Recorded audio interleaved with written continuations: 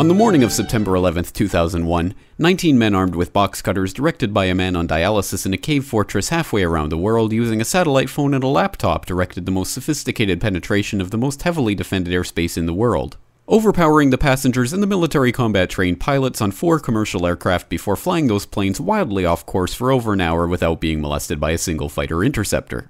These 19 hijackers, devout religious fundamentalists who like to drink alcohol, snort cocaine, and live with pink-haired strippers, managed to knock down 3 buildings with 2 planes in New York, while in Washington a pilot who couldn't handle a single-engine Cessna was able to fly a 757 in an 8,000-foot descending 270-degree corkscrew turn to come exactly level with the ground, hitting the Pentagon in the Budget Analyst Office where DoD staffers were working on the mystery of the $2.3 trillion that Defense Secretary Donald Rumsfeld had announced missing from the Pentagon's coffers in a press conference the day before, on September 10th, 2001. Luckily, the news anchors knew who did it within minutes. Osama bin Laden. The pundits knew within hours. Osama bin Laden. The administration knew within the day. Terrorists who committed these acts and those who harbored them. And the evidence literally fell into the FBI's lap. That a hijacker's passport was found blocks from the World Trade Center crash site, if you can believe that. But for some reason, a bunch of crazy conspiracy theorists demanded an investigation into the greatest attack on American soil in history. That investigation was delayed, underfunded, set up to fail, a conflict of interest, and a cover-up from start to finish. It was based on testimony extracted through torture, the records of which were destroyed. It failed to mention the existence of WTC-7, Able Danger, P-TECH, Sibel Edmonds, OBL and the CIA, and the drills of hijacked aircraft being flown into buildings that were being simulated at the precise same time that those events were actually happening. It was lied to by the Pentagon, the CIA, the Bush administration, and as for Bush and Cheney, well, no one knows what they told it because they testified in secret, off the record, not under oath, and behind closed doors. It didn't bother to look at who funded the attacks because that question is ultimately of little practical significance.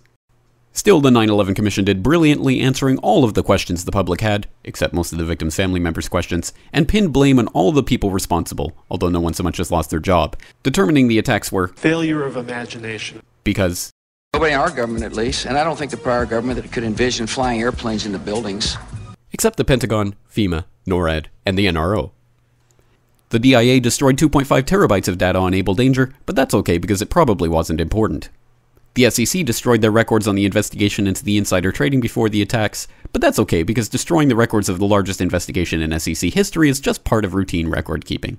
NIST has classified the data that they used for their model of WTC-7's collapse, but that's okay because knowing how they made their model of the collapse would jeopardize public safety. The FBI has argued that all material related to their investigation of 9/11 should be kept secret from the public, but that's okay because the FBI probably has nothing to hide. This man never existed, nor is anything he had to say worthy of your attention, and if you say otherwise, you are a paranoid conspiracy theorist and deserve to be shunned by all of humanity. Likewise him, and her. And her, and her, and him. Osama bin Laden lived in a cave fortress in the hills of Afghanistan, but somehow got away. Then he was hiding out in Tora Bora, but somehow got away. Then he lived in Abbottabad for years, taunting the most comprehensive intelligence dragnet employing the most sophisticated technology in the history of the world for a decade, releasing video after video with complete impunity and getting younger and younger as he did so, before finally being found in a daring SEAL team raid which wasn't recorded on video, in which he didn't resist or use his wife as a human shield, and in which these crack special forces operatives panicked and killed this unarmed man, supposedly the best source of intelligence about those dastardly terrorists on the entire planet. Then they dumped his body in the ocean before telling anyone about it. Then a couple dozen of that team's members died in a helicopter crash in Afghanistan. This is the story of 9/11, brought to you by the media which told you the hard truths about his head could be seen to move violently forward. And they took the babies out of the incubators. And mobile production facilities. And the rescue of Jessica Lynch. If you have any questions about this story, you are a batshit paranoid tinfoil dog-abusing baby hater and will be reviled by everyone. If you love your country and or freedom, happiness, rainbows, rock and roll, puppy dogs, apple pie, and your grandma, you will never ever express doubts about any part of this story to anyone. Ever. This has been a public service announcement by the Friends of the FBI, CIA, NSA, DIA, SEC, MSM, White House, NIST, and the 9/11 Commission.